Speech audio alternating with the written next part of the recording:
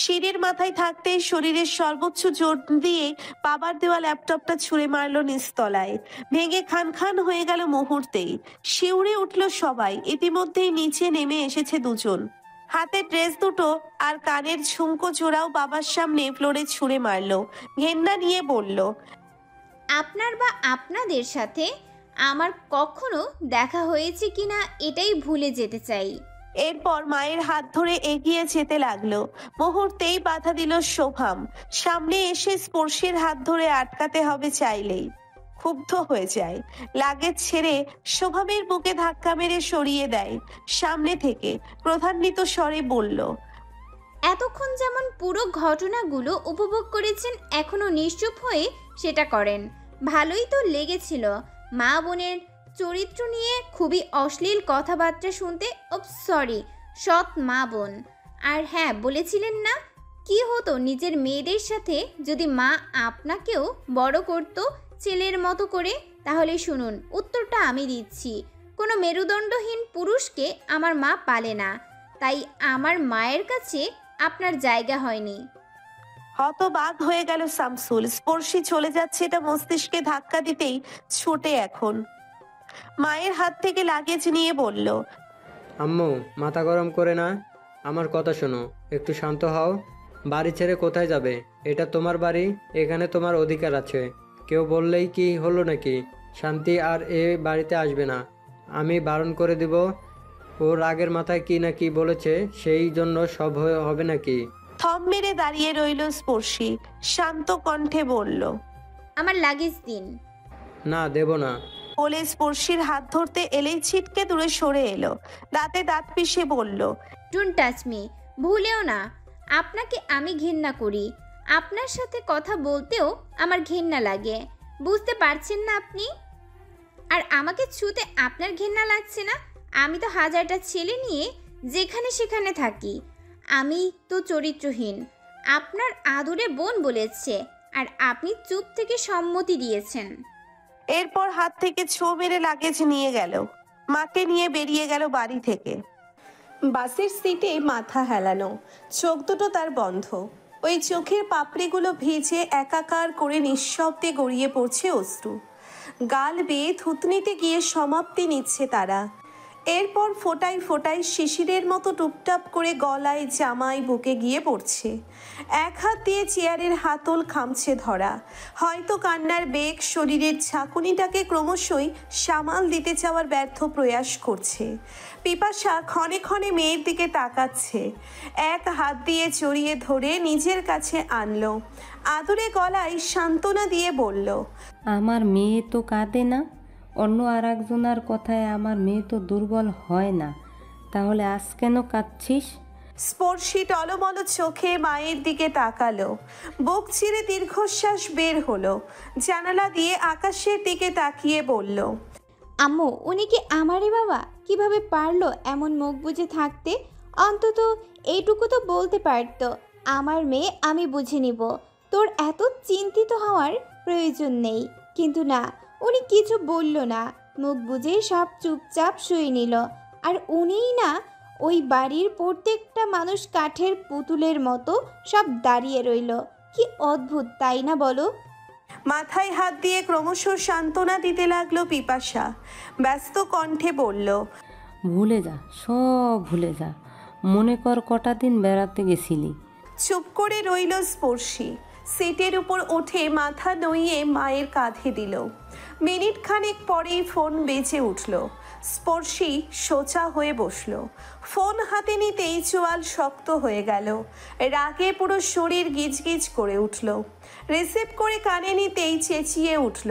মনের সমস্ত রাগ, ক্ষোভ, অভিমান ঢেলে দিল ফোনের অপর প্রান্তের মানুষটার উপর।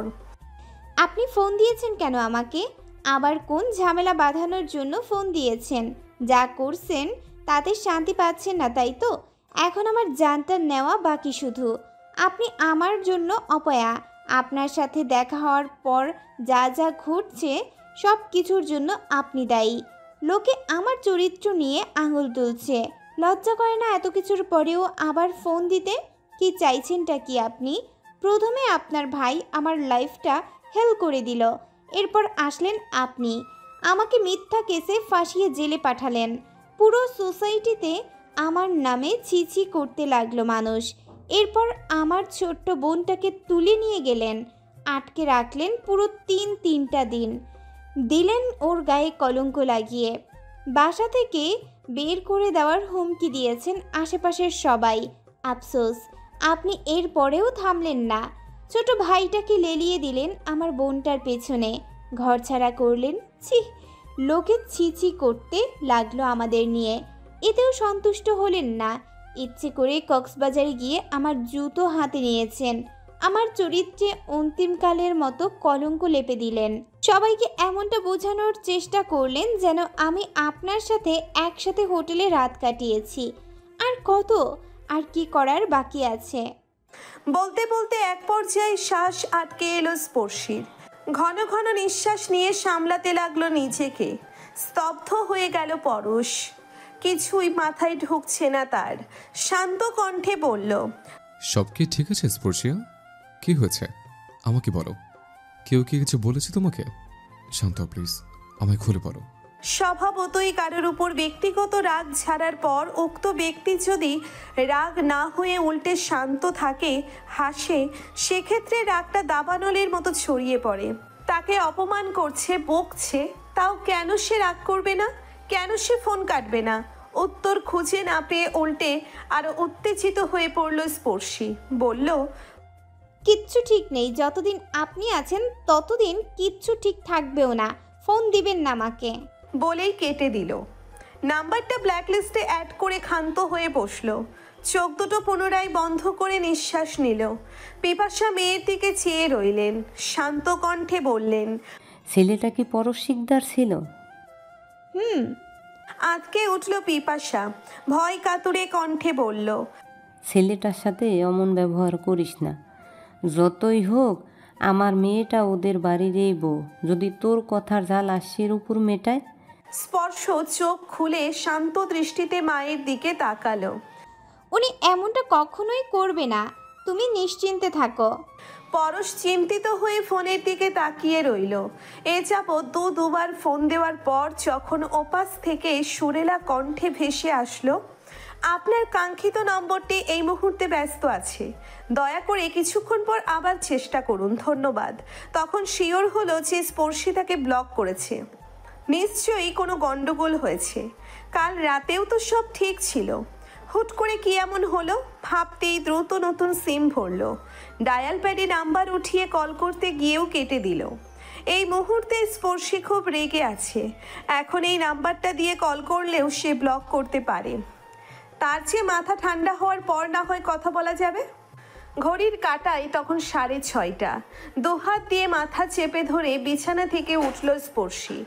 পেট খিদেই মোচড়াচ্ছে। বিকেল 3টের দিকেই তারা এসে পৌঁছিয়েছে। এরপর কোনো রকম গোসল সেরে রুম আটকে ফোন বন্ধ করে ঘুম দিয়েছে। মাইন্ডটাকে ফ্রেশ করা প্রয়োজন, আর সেটার জন্য ঘুমের কোনো বিকল্প নেই। হাই তুলে দরজা খুলে সোজা রান্নাঘরে এলো। নুডলস বানানোর উদ্দেশ্যে আসলেও রান্না করা খাবার দেখে চমকে উঠল। ত্রস্ত পায়ে হেঁটে গেল মায়ের রুমের দিকে। বলল, আম্মু তুমি রান্না করলে কখন? নড়ে চড়ে বসলো পিপাসা। মেয়ের দিকে তাকিয়ে আলতো হেসে বলল, আসার পরেই রান্না বসাইছি, এরপর গোসল করে ঘুমাইছিলাম। অবাক হলো স্পর্শী। একই সাথে জার্নি করেছে তারা, অথচ সে এসে রেস্ট নিয়েছে। কিন্তু মা ঠিকই যাবতীয় কাজ করে তারপর রুমে গেছে। সত্যিই মায়েদের রেস্টের প্রয়োজন হয় না। আমার খিদে পেয়েছে, আসো খাবো। অন্ধকারাচ্ছন্ন কক্ষ, এক ফোঁটাও আলো নেই কোথাও।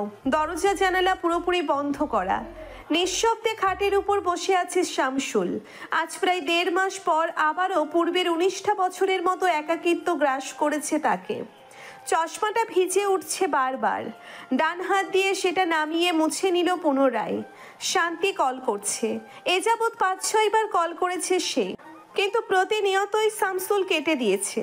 এ পর্যায়ে বিরক্ত হলো, ফোনটা হাতে নিয়ে বন্ধ করে দিল। কেমন একটা অপরাধ বোধ ভেতর থেকে কুড়ে কুড়ে খাচ্ছে। এমনিতেই পরশের সাথে স্পর্শীর ওই ছবিগুলো দেখে রেগে গেছিলেন তিনি। মেয়ের প্রতি একটা খারাপ অনুভূতির জন্ম নিয়েছিল। তার উপর গত রাতে লাগেজ হাতে পালাতে দেখে ভয় পেয়ে গেছিল। যে কোনো মূল্যেই মেয়েকে বিয়ে দিয়ে সম্মান এবং রাজনৈতিক দলগুলোকে সামলাতে চেয়েছিলেন, কিন্তু হুট করে স্পর্শী এবং শান্তির আচরণে স্তব্ধ হয়ে গেছিলেন।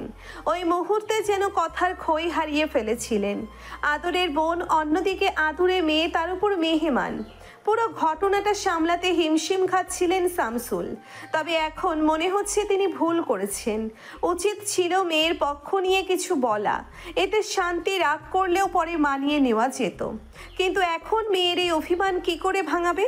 খুট করে দরজার বাইরে আওয়াজ হলো। শামসুল শান্ত কণ্ঠে বলল, ওখানে কে? আব্বু দরজাটা খুলবে? উঠে বসলো শামসুল। আলতো পায়ে উঠে দরজা খুলে পুনরায় খাটে বসলো। শোভাম চারিদিকে তাকিয়ে বলল, লাইট নিভে আছো কেন? অন্ধকার তো। শুনল শামসুল। বলল, জ্বালিও না, এভাবেই থাক। লম্বা করে শ্বাস নিয়ে বাবার পাশে বসলো। গমগমে কণ্ঠে বলল, স্পর্শী, কে ফোন দিয়েছিলে? না। আমি দিয়েছিলাম, অনেকবার বন্ধ বলেছে, হয়তো রেগে ফোনটা সুইচ অফ করে রেখেছে। থেমে পুনরায় বলল, আন্টির ফোন নাম্বার আছে তোমার কাছে? চমকে তাকালো শামসুল। না, তৃষ্ণার কোনো নাম্বার নেই তার কাছে। থাকবেও বা কিভাবে? সে তো কথাই বলেনি এখনো পর্যন্ত। মুখে বলল, না, নেই। অবাক হলো না শোভাম, কারণ তাদের মধ্যকার তিতকুটের সম্পর্কটা সে খেয়াল করেছে এর আগেই। তুমি কি ওদের আনতে যাবে? তাহলে আমিও সঙ্গে যেতাম। বাদ সাধলো শামসুল। ক্লান্ত কণ্ঠে বলল, না, আজকালকের মধ্যে যাওয়ার প্রয়োজন নেই। রাগ করে গেছে, কটা দিন থাকুক, রাগটা একটু কমুক, তারপর নিয়ে আসবো। আর তাছাড়াও ঢাকায় থাকলে পরশ শিকদারের থেকে দূরে থাকবে। সময় দিল শোভাম। বলল, ঠিক আছে, আমি কাল গিয়ে একবার দেখে আসবো। এমনিতেও ঢাকায় চলে যেতে হবে। খাওয়া শেষ হয়েছে আরও কিছুক্ষণ আগে। মা খাবার পরপরই শুতে গেছেন। স্পর্শী আলতো পায়ে রুমে গিয়ে জামা কাপড় গুছিয়ে রাখতে লাগলো। এরপর ফোনের কথা মনে পড়তেই হাতে নিল। অন করে শুয়ে পড়ল খাটে। মিনিট খানেক ফেসবুক স্ক্রল করার মধ্যেই কল চলে এলো। অপরিচিত নাম্বার। কে দিতে পারে কল? ভাবতে ভাবতেই কেটে গেল। এরপর আবারও বেঁচে উঠল রিং। স্পর্শী আলতো হাতে রিসিভ করে কানে নিতেই ওপাশ থেকে ধমকের শব্দ ভেসে আসলো। এই মেয়ে, ফোন বন্ধ করে রেখেছিলে কেন? তুমি জানো বিকেল থেকে ঠিক কতবার কল করেছে?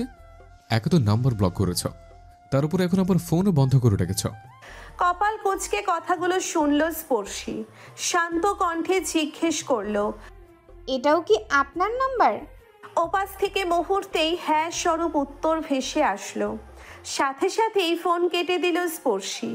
আলগোছে এই নাম্বারটা কেউ ব্লক লিস্টে ছুঁড়ে স্বস্তির নিঃশ্বাস ফেলল। কিন্তু লাভ হলো না মোটেও। ঠিক মিনিট পাঁচেকের মধ্যে নতুন আরেকটা সিম থেকে কল চলে এলো। সন্দেহ গাঢ় হলো স্পর্শীর। এটাও নিশ্চয়ই পরশের। অনুমান প্রখর হওয়ার পরেও ফোন রিসিভ করলো। একদম ফোন কাটবে না, খুন করে ফেলবো। আমার কথা শোনো। এই আপনার কতগুলো সিম? হ্যাঁ, কাইন্ডলি সব সিমের নাম্বারগুলো লিস্ট দিবেন আমাকে। আমি গুনে গুনে সব কয়টাকে ব্লক লিস্টে ফেলবো। হাসলো পরশ। বলল, তোমার ব্লক লিস্ট ফুল হয়ে যাবে মেয়ে, তবু আমার সিম শেষ হবে না। ওকে, তাহলে দেখা যাক। বলেই ফোন কেটে পুনরায় ব্লক করে দিল। মুচকি হেসে ফোনটাকে নিয়ে শুয়ে রইল পরশের পরবর্তী কলের আশায়। কিন্তু তাকে হতাশ করে 10 মিনিটের মাথাতেও কোনো কল এলো না। 15 মিনিটের মাথাতেই টুং করে একটা মেসেজ এলো। দ্রুত নিচে এসো, আমি তোমাদের বাড়ির পেছনে আছি, আম গাছটার নিচে। মেসেজ পড়তেই স্তব্ধ হয়ে গেল স্পর্শী। দ্রুত গতিতে কল করলো পরশের নাম্বারে। সাথে সাথেই ওপাশ থেকে রিসিভড হলো। কি সমস্যা? ফোন করেছে কেন? নিচে আছো, দ্রুত, খুব মশা এখানে। পরশের কথা শুনে কথার খই হারিয়ে ফেলল স্পর্শী। ব্যতিব্যস্ত কণ্ঠে বলল, আপনি কি পাগল? আপনি বাড়িতে আসছেন কেন? কেউ যদি দেখে ফেলে তাহলে কেলেঙ্কারি হয়ে যাবে। ঝামেলা বাঁধার আগে এক্ষুনি ওখান থেকে যান। শুনল না পরশ। খামখেয়ালি কণ্ঠে বলল, তুমি আসবে কিনা তাই বলো, নইলে কিন্তু আমি একদম গেটের সামনে গিয়ে দাঁড়াবো। একটু থেমে, আরে মাত্র 5 মিনিট, আসো তো, আসো। উত্তেজিত হয়ে গেল স্পর্শী। অনুরোধের সুরে বলল, আরে আপনি বুঝতে চাইছেন না কেন? আমি বাড়িতে নেই, আমি ঢাকা চলে আসছি সকালে। এখন আপনি ওখানে থাকলে আমার ক্ষতি ছাড়া আর কিচ্ছু হবে না। আবার সন্দেহটা সত্যিতে পরিণত হবে।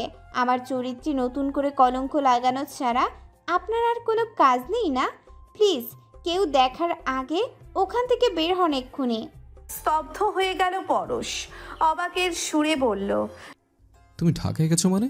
হুট করে ওখানে গেলে কেন? কি হচ্ছে স্পর্শিয়া, আমাকে বলো। তুমি সকালে আমার সাথে ওরকম ব্যাপার কেন করলে? আর বাড়ি বা ছেড়েছো কেন? নিশ্চুপ রয়ে শুয়ে রইল স্পর্শী। ফোনের অপর প্রান্ত হতে একের পর এক জিজ্ঞেস করেই যাচ্ছে পরশ। বেশ কিছুক্ষণ নীরব থাকার পর বলল, ঝামেলা হয়েছে, তাই চলে এসেছি মাকে নিয়ে। পরক্ষণেই ভ্রু কুচকে ফেলল, ঝাড়ি মেরে বলল, আজব তো, আমার ফ্যামিলিতে যাই হয়ে যাক না কেন সেটা আমি আপনাকে কেন বলবো? কে আপনি? শুনুন, সর্দার বাড়ির ত্রিসীমানায়ও আর যাবেন না, এতে ক্ষতি আপনারই হবে। আর আমাকে আর কখনো ফোন দিবেন না। একটা কথা মনে রাখবেন, যা হয়েছে সব আপনার জন্য। আপনি আমাকে লোকমুখে সস্তা বানানোর জন্য উঠে পড়ে লেগেছিলেন। এবার স্বপ্ন তো পূরণ হয়েছে, দয়া করে এবার ছেড়ে দিন। আমি তোমার সাথে দেখা করতে চাই স্পর্শিয়া, একটু আসবে প্লিজ? ফোনের অপর প্রান্ত থেকে এমন ক্লান্তি মাখানো কণ্ঠে মিনতি শুনতেই চমকে গেল স্পর্শী। বিরক্তি নিয়ে বলল, আপনি কি পাগল? আরে বললাম না আমি বাড়িতে নেই, ঢাকায় আসছি। কাল রাতেই তো বললাম। আবার কোন আক্কেলে দেখা করতে চাইছেন? এই এক মিনিট, আপনি আবার সর্দার বাড়ির দিকে যাননি তো? ঠোঁট দুটো গোল করে শ্বাস নিল পরশ। মুখের গরম নিঃশ্বাসটুকু নিঃসরণ করলো বাতাসে। শার্টের বুকের কাছ থেকে দুটো বোতাম খুলে দিল। একটা ভ্যাপসা গরম অনুভূত হচ্ছে। সিটে গা হেলিয়ে ফোনটাকে বাম কান থেকে ডান কানের দিকে নিল। আমি ঢাকায় আছি স্পর্শিয়া, চিন্তা করার কোনো কারণ নেই। তোমার সাথে দেখা করতে চাইছি, একটু কি আসবে? হতভম্ব হয়ে ফোনের দিকে তাকালো। ঘড়ির কাঁটায় বিকেল 4টে মাত্র। কাল রাতেও কথা হয়েছে। এই লোক এত তাড়াতাড়ি ঢাকায় কি করছে? সকালে এসেছে কি? আচ্ছা, কি কারণে আসতে পারে? তার কাছে কি আদেও? চোখ দুটো কুঁচকে বন্ধ করে ফেলল স্পর্শী। ছাঝালো স্বরে বলল, আপনি ঢাকায় কি করছেন? কেন এসেছেন? আর আমি দেখাই বা কেন করব আপনার সাথে? বাম ভ্রু কুঁচকে ফেলল পরশ। টিটকিরি মেরে বলল, তুমি কি ভেবেছ তোমার সাথে দেখা করতে এত দূর এসছে? নিজেকে এতটা স্পেশাল মনে করো না। তোমার থেকে অতি স্পেশাল কিছু এই ঢাকাতে আছে, যেটা একদম ব্যক্তিগত। সেজন্যই আসলাম। ভাবলাম তোমার সাথে একটু দেখা করে যাই। তা আসলে আসতে পারো, নইলে আমি যাচ্ছি। যতটা অপমান না গায়ে লেগেছে তার থেকেও বেশি অবাক হয়েছে স্পর্শী। মস্তিষ্কের মধ্যে ক্রমাগত সার্কেলের মতো ঘুরছে দুটি শব্দ, অতি স্পেশাল। কি এটা? কোনো মেয়ের কি ইঙ্গিত দিচ্ছে পরশ শিকদার? তাহলে তার কোনো গার্লফ্রেন্ড আছে এই ঢাকাতে, যার কারণে এত দূর থেকে এলো। সারাটা দিন সেই মেয়ের সাথে টাইম স্পেন্ড করে এখন তাকে ডাকছে। উফ, না না না, এমন কিচ্ছু না। এমন তো হবার কথা নয়। যতটা কাছ থেকে লোকটাকে দেখা হয়েছে তাতে যে তার গার্লফ্রেন্ড আছে এটা বোঝা যায়নি। তার গার্লফ্রেন্ড থাকতেই পারে না। এই লোকের সাথে প্রেম করবে কে? স্পর্শী সাদা সিধা বলেই যা দু একটা কথা বলে।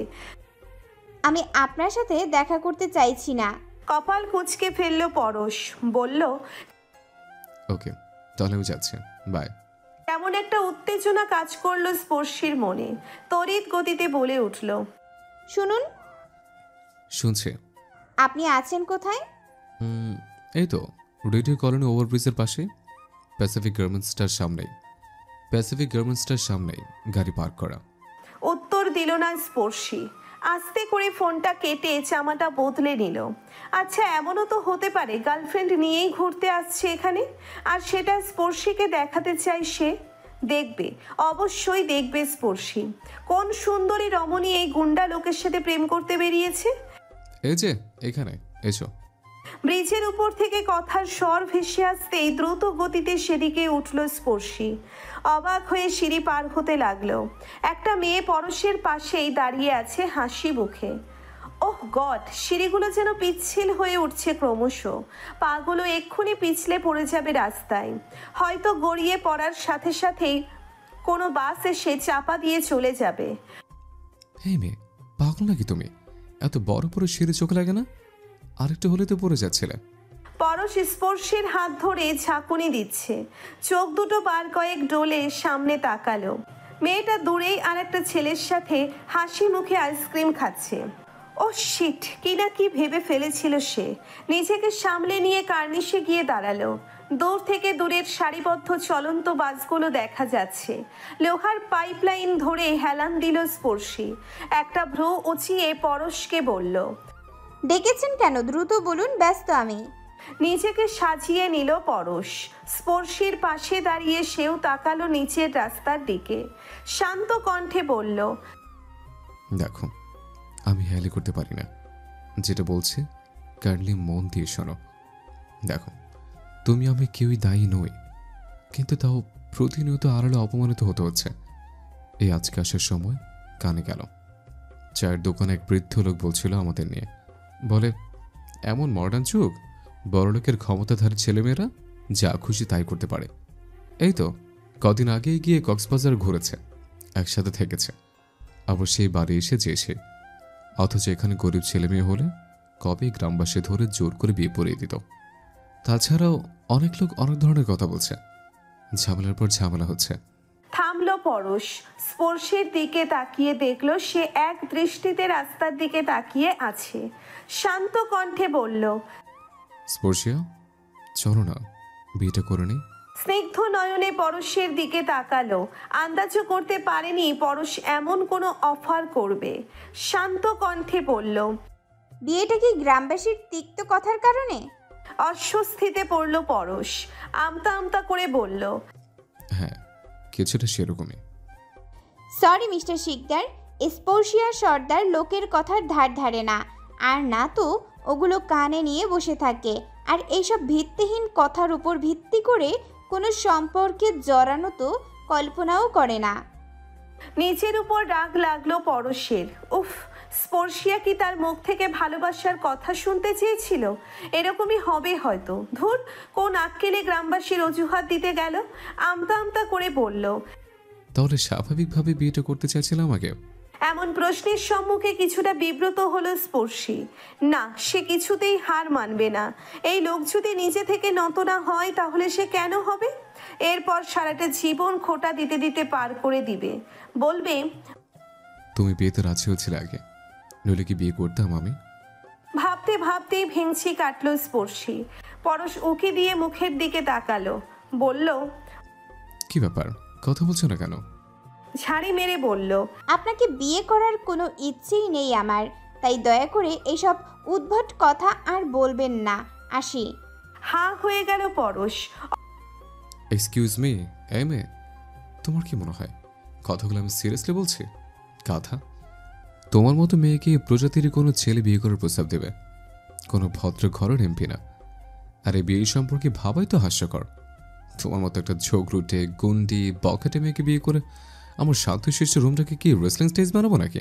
পাগলে পাইছে আমারে। অপমানে থমথমে হয়ে গেল স্পর্শীর মুখ। হেয়ালি করে বলল, আরে আশ্চর্য ব্যাপার তো, আমি কখন বললাম কথাটা সিরিয়াসলি নিয়েছি? আমি তো বরং মজা পেয়েছি। আপনার মতো জোকারের মুখ থেকে এর থেকে আর কি হাস্যকর কথা শোনা যেতে পারে? হেয়ালি করে বলল। মুখের মাস্কটা আর একটু ভালো করে পরে নিল পরশ। আশেপাশে তাকিয়ে দেখে নিল লোকেদের উপস্থিতি। ড্রাইভার গাড়ির পাশে দাঁড়িয়ে আছে, মাঝে মধ্যে এদিকে তাকাচ্ছেও। পাত্তা দিল না পরশ। আয়েশ করে হেলান দিয়ে বলল, তুমি কি জানো, তুমি খুব ভয়ঙ্কর মহিলা। কোনো ছেলে স্বেচ্ছায় তোমাকে বিয়ে করবে? আমার তো মনে হয় না। আমার আদৌ বিয়ে হবে কিনা সেটা ভেবেই রাতে আমার ঘুম হয় না। ও মা, তাই? ইস, না ঘুমাতে ঘুমাতে বেচারা একদম শুকিয়ে গেছে। স্টুপিড। জানেন, আমি একটা তুড়ি বাজালেও পেছনের ছেলেদের লাইন লেগে যাবে। হেসে দিল পরশ, ব্যঙ্গ করে বলল, আপাতত বাস ড্রাইভারদের লাইন ছাড়া আর কিছু দেখতে পাচ্ছি না। দাঁতে দাঁত চেপে ধরল স্পর্শী, বলল, অসভ্য। কপাল কুঁচকালো পরশ। তোমার সাথে কি এমন অসভ্যতা করেছে? একটা হাক করিনি পর্যন্ত, আর তুমি আমায় এই খেতাব দিয়ে দিচ্ছ? এটা ঠিক না। কোনো মহৎ কাজ না করা অবধি কাউকে কোনো খেতাব দেওয়া উচিত না।